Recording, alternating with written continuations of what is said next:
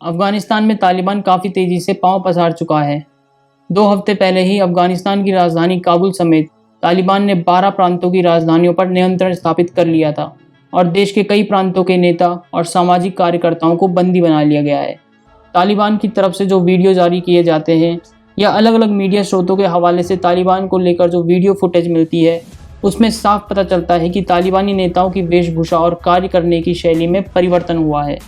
तालिबान को लेकर जो रिपोर्टें मिल रही हैं और जो वीडियो फुटेज मिलते हैं, उससे पता चलता है कि तालिबान के पास अत्याधुनिक हथियार आ गए हैं और उनके पास आधुनिक SUV गाड़ियां आ गई हैं। तालिबान के लड़ाके जो कपड़े पहनते हैं वे नए और काफ़ी हद तक साफ दिखाई देते हैं, जबकि पुराने तालिबान की वेशभूषा भी पुराना होता था और उनका रहन सहन भी कबीलों के जैसा होता था।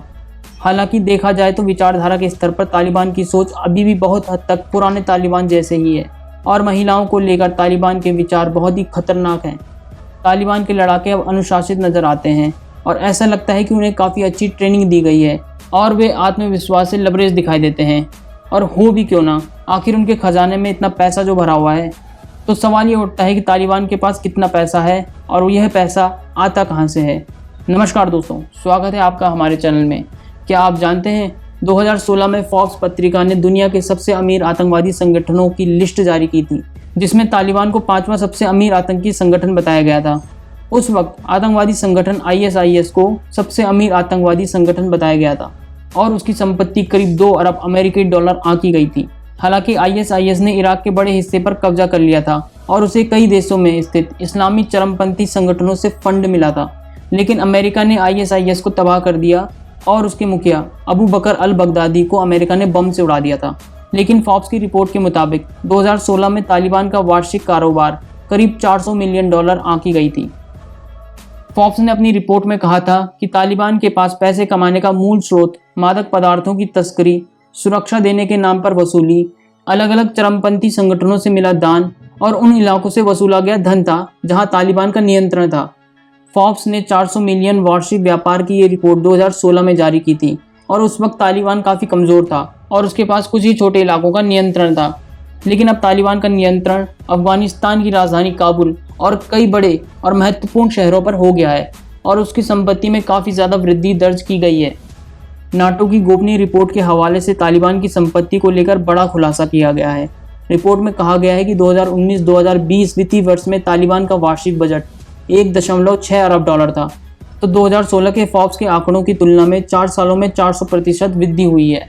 इस रिपोर्ट में लिस्ट बनाकर दिखाया गया है कि तालिबान के पास कहां से और कितने पैसे आए हैं और इन पैसों को तालिबान कहां खर्च करता है। रिपोर्ट में कहा गया है कि तालिबान माइनिंग से 464 मिलियन डॉलर कमाता है, तो मादक पदार्थों की तस्करी से 416 मिलियन डॉलर की आमदनी होती है। वहीं अलग अलग चरमपंथी संगठनों से तालिबान को 240 मिलियन डॉलर चंदा मिलता है और तालिबान अलग अलग तरीके से लोगों से करीब 240 मिलियन डॉलर की उगाही करता है। वहीं जिन इलाकों पर तालिबान का कब्जा है, वहां से तालिबानी बतौर टैक्स करीब 160 मिलियन वसूलते हैं, जिसमें प्रोटेक्शन मनी और एक्सटॉर्शन मनी भी शामिल है। वहीं रियल एस्टेट से तालिबान को 80 मिलियन डॉलर की कमाई होती है। रिपोर्ट के मुताबिक कई सालों से तालिबान इस कोशिश में है कि पैसों के लिए विदेशी संगठनों और विदेशी देश से खासकर पाकिस्तान पर निर्भरता कम की जाए। नाटो की खुफिया रिपोर्ट के मुताबिक 2017-2018 में कथित तौर पर तालिबान को विदेशी स्रोतों से अनुमानित 500 मिलियन डॉलर मिले थे। सबसे हैरानी की बात यह है कि 2020 में जारी रिपोर्ट के मुताबिक अफगानिस्तान सरकार का आधिकारिक बजट 5.5 अरब डॉलर था, जिसमें 2% से भी कम रक्षा बजट को दिया गया था। हालांकि तालिबान को अफगानिस्तान की सीमा पर खदेड़कर रखने की ज़्यादातर पैसा अमेरिका खर्च कर रहा था, लेकिन एक्सपर्ट बताते हैं कि अफगानिस्तान सरकार ने रक्षा बजट पर पैसा खर्च नहीं किया, जिसकी वजह से आज की स्थिति पूरी तरह बदली हुई है और तालिबान को रोकने में अफगानिस्तानी सरकार पूरी तरह नाकाम हो गई है। दोस्तों, आज के लिए इतना ही। अगर आपको हमारा ये वीडियो पसंद आया हो तो वीडियो को लाइक करें और चैनल को सब्सक्राइब करना ना भूलें।